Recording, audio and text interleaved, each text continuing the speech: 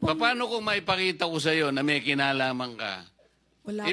Not necessarily na ikaw ang gumawa. Ibig ko sabihin na nalalaman mo na nangyayari ito. Posible po, Your Honor, Mr. Anong posible? Hindi mo ba alam na nangyayari ito in your presence? Ito pa po yung sinasabi ng iba. Bakit po ngayon lang nalaman? Mabuti po ang presidente nalaman niya after 3 years. Ganito na po palang nangyayari. 545 billion pesos. Ang namunini lang about 15 contractors. There are about 29,000 or 19,333 contractors as of August 29, 2025. Mr. Pickup, tama?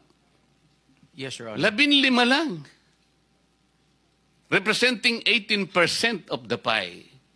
Sino-sino po yung responsable na lalapit? Halimbawa sa iyo, Yusek, ikaw ang kauna-unahang nakakaalam kapag ka na-approve na yung GAA at ilan yung nadagdag na mga singitan dyan. Ikaw ang opisina mo ang kauna-una na sapagkat ikaw ang planning service. Tama o hindi? We know that, Mr. Chair. Hindi, tinatanong ko si Yusek. Ay, okay. Tama po, pagka natanggap po namin tama, yung di ba?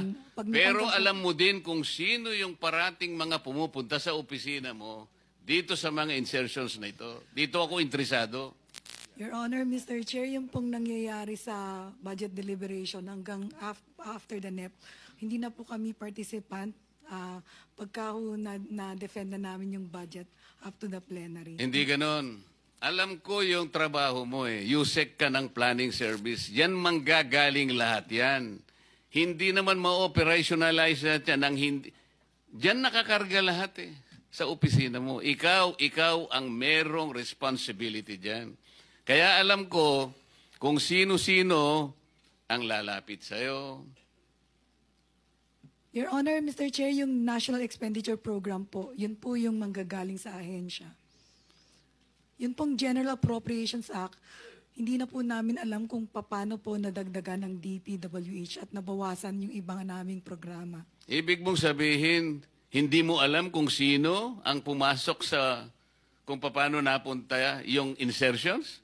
Yun po. Paano kung maipakita ko sa iyo na may kinalaman ka? Wala po. Not necessarily na ikaw ang gumawa. Ibig ko sabihin na nalalaman mo na nangyayari ito. Posible po, Your Honor, Mr. Anong posible? Hindi mo ba alam na nangyayari ito in your presence?